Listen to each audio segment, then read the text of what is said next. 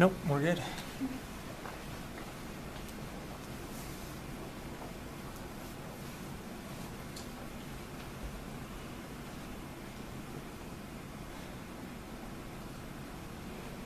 All right, so my name is Brett Evans. I'm going to be giving a little talk today about arts and crafts. It's not something that I really care about that much, and I kind of get the feeling that some of you, I didn't tell you what this was going to be about, so I kind of get the feeling that when I say arts and crafts, some of you guys might be rolling your eyes a little bit concerned about where I'm going with this, but stick with me because I think it's pretty important. Okay, so crafting has a lot of really important positive things that go along with it. 93% of those who self-reported saying that they craft say that they do it as a way to manage stress. It's also been proven to help with cognitive ability and to kind of reduce mental degeneration, including preventing Alzheimer's. Additionally, it prevents depression and it builds a really positive sense of community and that kind of a thing. However, this is a problem with crafting that we see. When you think about crafting, you think about a bunch of grandmotherly women sitting around. Women live longer than men. What's that? No, yeah, it might be. Yeah, when you think about crafting, you think about, grandmotherly older women sitting around a table working on a quilt. Now, I'm not going to besmirch that at all. A couple of weeks ago, actually, I was sitting with my grandma, and she was working on a quilt for my grandson. Not my grandson, her grandson. My bad, sorry. She was working on a quilt for her grandson. And I sat down with her and I stitched for probably half an hour with her, and it was fun, it was enjoyable. I had nothing against it. However, it's not something that I'm going to go out and do on my own. And I'm fairly confident in saying that the rest of you are probably about the same. So what's the solution to that? If you want all those wonderful health benefits, if you want to reduce your stress, if you want to manage your your cognitive faculties and stuff like that, and hang on to them as long as you can, but you cannot stand the thought of sitting in a quilting bee, what's the solution? We want to make crafting cool. We want to do something cool with our time.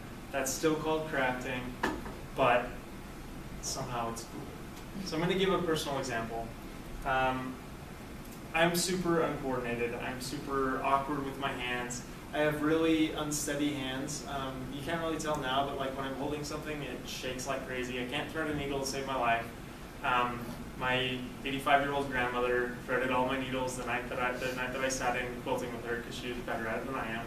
So what could you guys learn from me, as uncoordinated and as awkward and silly as I am? What could you guys possibly learn from me about crafting? So I'm going to show you rather than tell you. It's because I took this and I turned it into this. Now, Was it the first picture? Didn't have my glasses on. sure, Sorry. no worries. Oh, sweet. I took this, I'll explain it a little bit, and I turned it into this. Now I'm really proud of this, I'm not going to lie. I'm really proud, and we will touch on that a little bit later. So let's talk about some of the other research that suggests that crafting has benefits. It slows mental aging. There was a study group done probably about 10 years ago. They took 10 people, much larger group, like 100 people, ages 50 and over. They took their baseline cognitive abilities and that kind of thing. They submitted them to a memory test, and they tested how long it took them to do simple daily activities and that kind of thing. And then they divided them in half. One half was not crafty individuals at all. They didn't really care to do anything with their hands or artistic or anything like that. And the other half was rabid in the way that they crafted. They just loved crafting, and that's what they did with all their time. So we had these two groups.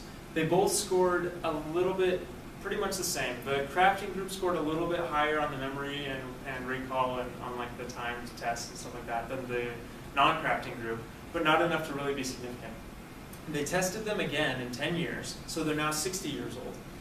And the biggest indicator was that the group who crafted, the time that it took them to do their daily activities and stuff like that, it went up by about 5%. Took them a little bit longer to do their daily activities. The group that didn't craft, the time that it took them to do stuff went up 25%. So it took them substantially longer to do their daily activities than it took the people who crafted. So it's obvious that there's mental health benefits. Study also shows that if you start now, those benefits are only compounded later on in life. And it doesn't even mean that you have to sustainably do these crafts day in, day out. If you learn a skill today, do it for 6 months, and then never do it again, it's still going to have a profound effect on the way that you learn and the way that you remember things 50 years down the road. It also sponsors a feeling of community. Those women who got together in that picture earlier, who were all sitting around a table quilting, you know that they've been friends for years. You know that they all have known each other and they all have been a member of the same quilting bee. They're actually called the Peacemakers Quilters, and they are from Louisiana, and they're actually really famous. That club has been in formation for like more than 100 years. And so a lot of those women are lifers. They started when they were little girls and have done it up until today. So it engenders a really strong feeling of community. Something that I think is really interesting is that crafting helps you be more efficient in the way you perform your other activities. We kind of saw that in this study that talked about aging and like cognitive recall and stuff like that. We could see that those who crafted were a little bit faster and a little bit more efficient at all the things that they did. And it also causes a really intense self-esteem boost. There's something really powerful about making something with your hands that gives you a lot of really good feelings. I'm going to focus the rest of my discussion on these two: the increased efficiency outside of your making time, and then the self-esteem boost. So making things is a better way to unwind and a better way to relax, and it's better for your brain than other forms of passive entertainment like social media or watching TV or in some cases even reading a book. When you spend your leisure time making something, it keeps both the cognitive and the creative sides of your brain engaged. So when you go back into the thing that you need to be doing, the thing that you need to be productive at, your brain doesn't need to restart, and you have to pick up all that momentum that you lost because you decided to take a break. That doesn't happen when you fill your recreation time with crafts and doing fun stuff with your hands. And that's because it exercises both parts of the brain. It exercises the creative mind, which helps with your problem solving, and the cognitive mind, which helps with recall and that kind of thing. Next, I'm going to talk about self-esteem. Anyone who knows me or anything like that has watched me for like the last 2 weeks. I've been bragging like crazy about this car, so I'm going to talk you guys through the process a little bit. So this is what I started out with. I started out with like 150 pieces of white plastic. You can kind of see the white left over. And I shot everything that I thought should be black with a coat of black, and I shot the body and the hood with red. Beautiful candy apple red. Then I started doing some detail work. I took the red body and I put in some details with silver paint, painted the windshield frame, some of the door locks, the letters on the hood. You can't really tell in that picture. Just some little things. And again, kind of doing some more detail work. I shot some things with chrome where they needed to be chromed. I just did a few more little detail paintings. And then I started putting it together. And I cannot tell you how relaxing it was for me. My roommates walking in and out of the kitchen would be like, "You look really relaxed. This looks like a really relaxing thing," and it absolutely was. It was wonderful. It was just so great to be sitting there doing something with my hands, and I could just kind of turn off my brain and follow the instructions, and it was just really a wonderful therapeutic thing for me. So then I started putting the pieces together. I took the interior bucket and the dashboard, which is probably the piece of the car that I'm most proud of. Random. It's just tiny and I love it. And I put it together. You get this really cool, like vintagey vibe from it. Then I put the dashboard tub in the body, and then I started putting it together. Put the engine in the engine bay, put the chassis underneath the car. And this is all lots of glue and making a mess and stuff like that. Then I started with more of the details. Headlights in, grille in, bumpers on, that kind of a thing. More details on the backside with the taillights, the bumper, the gas cap, stuff like that. And then I was done. I was done, and I remember the instant, I saved the wheels for last, and the instant that I snapped that last wheel on, it just like, this wave of peace, I just was like, it's done. it's done. And I had it sitting on my kitchen table for like 3 days because I was so proud of it. I cleaned everything else up and just put it right in the center of the table like a centerpiece because I was so proud of it and I wanted to show it off. So here it is from a few angles because I want to show it off, and you guys are my captive audience.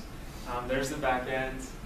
That's more the interior. I'm seriously so proud. I painted the little rivets around the rim of the steering wheel and the little rivets on the top cover. I'm so proud of this thing. I can't even tell you. So I'm so stoked. More of the interior. It's got me jonesing for a 64.5 Mustang. That's for dang sure. Rear view, front view, beautiful grill with the pony in the corral. I'm so stoked about this thing. I can't even tell you guys.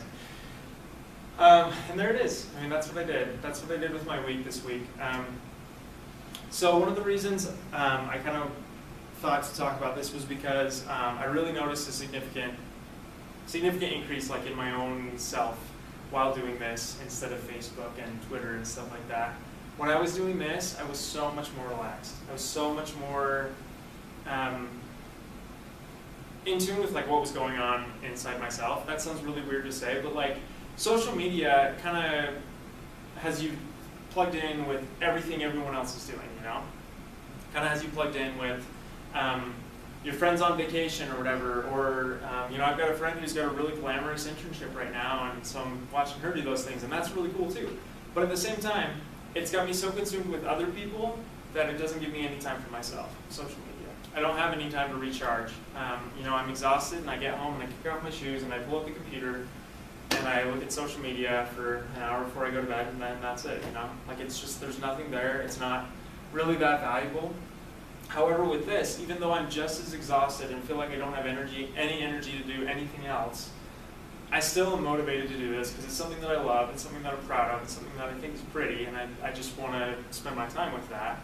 And I go to bed with feeling much more accomplished, just much more satisfied with the things that I did that day. And it works, like it just works. I just felt so much better about really everything this week as I was building this little car. Just one tiny little thing that I spent an hour a day doing kind of colored my entire day. And it also made my entire day more productive. I was so much more productive when I spent my time doing that as opposed to when I spent my time doing social media and watching TV and stuff like that. It's way more productive. I got better grades on everything.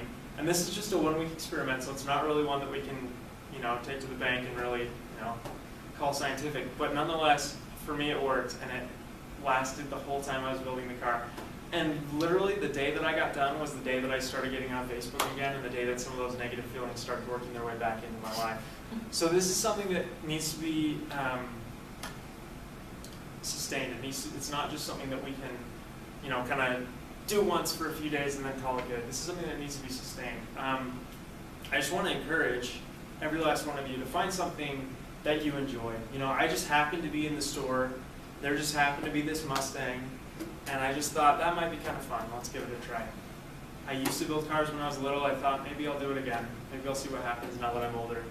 And it was just kind of a curiosity thing, and it ended up being something I really loved and something I really enjoyed. So I'm telling you guys, if you guys find something like that just piques your curiosity somewhat, pick it up, give it a try. It might not be something that you love, but I promise you the time that you spend doing that is going to be time better spent than watching TV or anything else like that.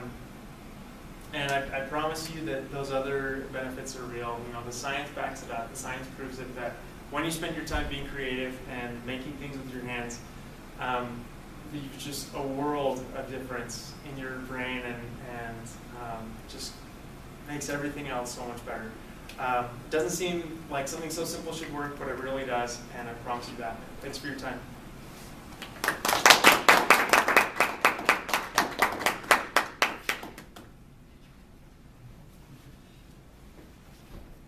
Well, thank you guys for being here. I really appreciate it.